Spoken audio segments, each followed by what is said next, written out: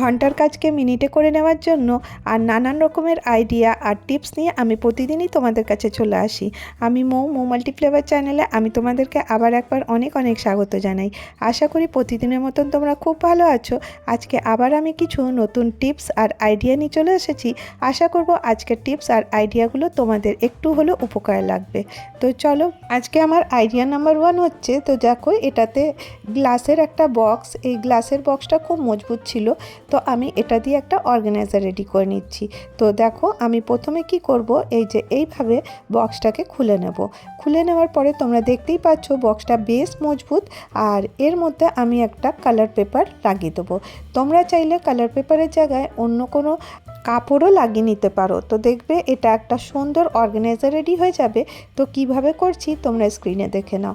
তো দেখো আমি ফেভিকল দিয়ে দিচ্ছি আর প্রিন্টেড কাগজ আমি এর মধ্যে লাগিয়ে দিচ্ছি, বক্সটা যাতে সুন্দর লাগে আর বোঝা না যায় যে এটা বক্স দিয়ে তৈরি করা হয়েছে। তো দেখো এইভাবে আমি পুরো কাগজ দিয়ে বক্সটাকে র্যাপ করে নেব, আর এটা এতটাই সহজে হয়ে যায় যে তোমরা নিমিষে তৈরি করে নিতে পারবে। তো জাস্ট দেখো বক্সটা রেডি হয়ে গেল। আর এই যে এই রোলটা দেখছো, এটা মলাটের রোল। তো এই দেখো মলাট দেওয়ার পরে যে রোলটা বেঁচে যায় ওটা কিন্তু খুব শক্ত হয়। সেই শক্ত রোলটা দিয়ে আমি এই অর্গানাইজারটা বানিয়ে নেব। তো দেখো এটা উঠে যাচ্ছিলো, তাই আমি এখানে সেলোটেপ দিয়ে লাগিয়ে দিলাম। এরপরে আমি এই রোলটা এর মধ্যে লাগিয়ে দিচ্ছি। তোমরা ভাববে এটা কি ইউজে লাগবে, তো চলো দেখো কি করলাম। এর মধ্যে যত ব্যাঙ্গেলসগুলো আছে, চুড়িগুলো স্টোনওয়ালা, এর মধ্যে তোমরা রাখতে পারো, দেখতেও ভালো লাগবে আর চুড়িগুলো দেখো বেশ অর্গানাইজ থাকবে। তো আশা করি তোমাদেরকে এই আইডিয়াটা ভালো লেগে থাকবে। তো এটা বক্সটা বন্ধ করে আমরা এটাকে রেখে দিতে পারি। তো দেখো কত সুন্দর একটা চুড়ি বক্স রেডি হয়ে গেল। নেক্সট টিপস নাম্বার 2 হচ্ছে, দেখো ঝাড়ু আমরা প্রত্যেকদিনই ঝাড়ুর ব্যবহার করি, কিন্তু দেখবে ঝাড়ুটার এইখান থেকে দেখো কাঠিগুলো ভাঙতে থাকে। তো তখন তোমরা কি করতে পারো, একটা বেলুন নেবে, বেলুনটার উপরের অংশটা কেটে দেবে। তো দেখো এইভাবে দেখো উপরের অংশটা কেটে দেওয়ার পরে এই বেলুনটা এর মধ্যে লাগিয়ে দেবে। তো দেখো এইভাবে যদি আমি পরিয়ে দিই, নিচের থেকে আস্তে আস্তে করে পরিয়ে দেবে, আর এতে কি করে হবে যে এতে কাঠিগুলো কিন্তু আর তাড়াতাড়ি করে ভাঙবে না, আর এটা ঝাড়ুটা অনেকটা মজবুত হয়ে যাবে। তো আশা করব এই আইডিয়াটাও তোমাদের ভালো লেগে থাকবে। এবার টিপস নাম্বার 3 হচ্ছে যে দেখো আমাদের অনেক এই যে লাটকানওয়ালা ব্লাউজ থাকে আর স্টোনের ব্লাউজ থাকে। তো এইগুলো কি হয় দেখো, একটা ব্লাউজের সাথে একটা ব্লাউজ লেগে যায়, তাতে কিন্তু ব্লাউজের সুতো টুতো উঠে যাওয়ার একটা সম্ভাবনা থাকে।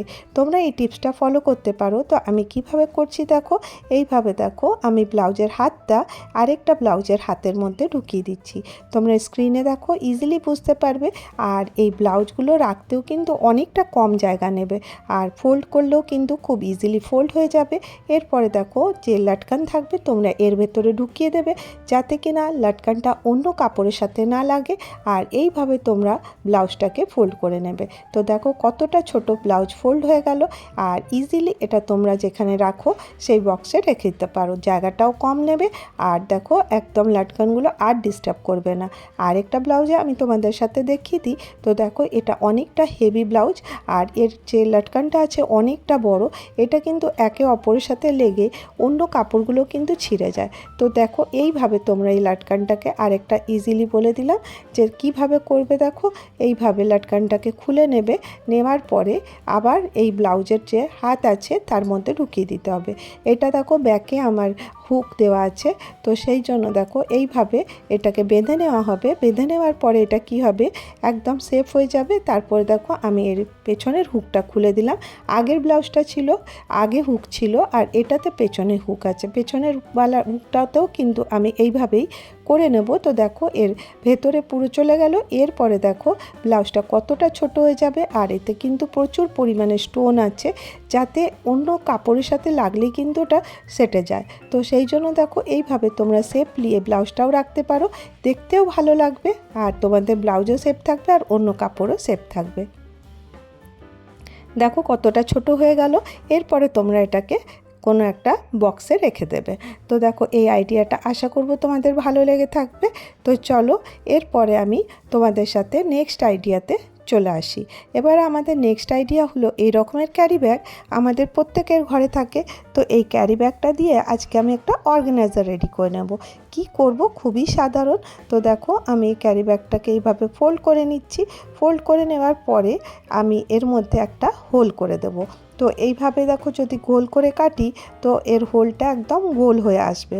তো দেখো আমি এইভাবে কেটে নিচ্ছি। তো তোমরা ভাববে এটা কি ইউজে আসবে। এতে আমি কি রাখবো জানো, এতে যে আমাদের ঘরে সবজি শাকসবজি আমরা আনি এরকমের অনেক পলিথিন আমাদের পড়ে থাকে, ওটাকে আমরা ইউজলেস বলে ফেলে দিই।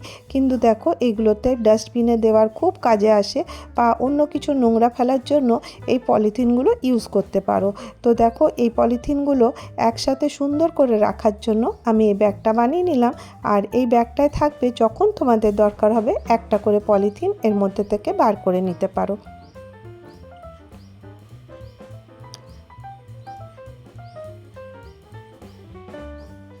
দেখো কতটা সুবিধা হবে, ইজিলি এটা তোমরা বার করে নিতে পারবে আর এটা খুব সুবিধা হয়।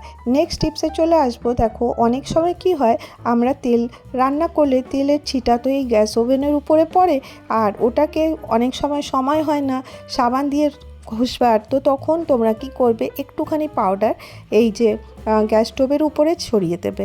আর পাউডারটা ছড়িয়ে দেওয়ার পরে এতে কি হবে, তেলগুলো দেখবে এর মধ্যে স্টিক হয়ে গেছে। খুব সহজ, কিন্তু গ্যাস যে স্টোভটা আছে এতটা সুন্দর পরিষ্কার হবে তোমরা নিজেরাই লক্ষ্য করতে পারবে। এরপরে একটা কাগজ মুড়ে আমি এটাকে সুন্দর করে পরিষ্কার করে দেব। তো দেখো কত ইজিলি গ্যাস স্টোভটা পরিষ্কার হয়ে গেল, একদম চকচকে হয়ে যাবে।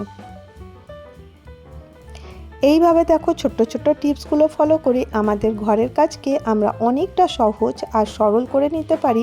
এতে কিন্তু আমাদের একটা টাকাও খরচা হয় না, আর বরং আমাদের সময় ও টাকা দুটোই বেঁচে যায়। তো দেখো কতটা একেবারে চকচকে হয়ে গেল। ইমার্জেন্সিতে তোমরা কিন্তু এই টিপসটা ফলো করতে পারো। তো কেমন লাগলো এই আইডিয়াটা জানাতে ভুলবে না কিন্তু বন্ধুরা। এবারে চলো, তো দেখো আমি তোমাদেরকে দেখিয়ে দিই কতটা নোংরা এর থেকে বেরোলো। তোমরা নিজেরাই দেখতে পাবে যে কতটা পরিষ্কার হয়ে গেল গ্যাস স্টোভটা। তো আশা করব এই আইডিয়াটা ভালো লেগে থাকবে। এবারে চলো নেক্সট আইডিয়া চলে আসি। এরপরে দেখো আমি এই সিঙ্কে কাঁচি দিচ্ছি। তোমরা ভাবছো সিঙ্কে কাঁচি, তো আসলে কি হয় দেখো, প্রত্যেক দিন আমরা যে কিচেনের বেসিনটা ইউজ করি তাতে কিন্তু অনেকটা নোংরা জমে, যার কারণে কিন্তু কিচেনের যে বেসিনটা আছে খুব তাড়াতাড়ি জাম হয়ে যায়। তোমরা যদি এই টিপসটা ফলো করো দেখবে তোমাদের বেসিন কিন্তু সব সময় ক্লিন থাকবে, এই খোঁচাখুচি করার দরকার হবে না। তো দেখো আমি কি করলাম, তোমরা দেখতেই পাচ্ছ ছোট কাঁচিটা নিয়েছি, আর এইভাবে দেখো যেখানটা ফুটো ফুটো থাকে ওখান থেকে দেখো কত নোংরা এর ভেতর থেকে বেরিয়ে যায়। এই যে এই জামগুলো লেগে থাকার কারণে চুল আর অনেক নোংরা থাকে, যার কারণে কিন্তু সিঙ্কটা বারবার জাম হয়ে যায়। তো মাঝে মধ্যে তোমরা যদি এই রকমের ছোট কাঁচি দিয়ে যদি এর নোংরাগুলো বার করে দাও তো দেখবে কিচেনের সিঙ্কটা একদম পরিষ্কার থাকবে, কখনো জল জাম হবে না। তো নেক্সট যখন দেখবে অনেক প্রদীপ আমাদের জমা হয়ে যায়, তো এর মধ্যে বেশ অনেকগুলো সলতে থাকে, তো সেই সলতেগুলো এক জায়গায় করে নেবে আর তারপরে এর মধ্যে একটা কর্পূর দিয়ে দেবে। আর তোমরা ভাববে এটা কি কাজে আসবে, তো দেখো এইভাবে কর্পূর দিয়ে দিলে যে কিচেনে আমাদের যে বেসিনের মধ্যে একটা নোংরা গন্ধ আসে দেখবে। এরপরে দেখো আমি এই প্রদীপটা এইভাবে জ্বালিয়ে নেব। জ্বালিয়ে তোমরা রাত্রে শুতে যাওয়ার আগে একবার যদি এই বেসিনে রেখে দাও, এর যে গন্ধটা আছে এর গন্ধ একটুও থাকবে না। মাঝে মধ্যে এই টিপসটা ফলো করতে পারো। আজকে আমি তোমাদের সাথে এই কটা টিপস শেয়ার করলাম। যদি তোমাদেরকে ভিডিওটা ভালো লাগে তাহলে একটা করে লাইক করে দিও, আর অনেক ভালো লাগলে চ্যানেলটাকে সাবস্ক্রাইব করে নিও। ভালো থেকো, সুস্থ থেকো।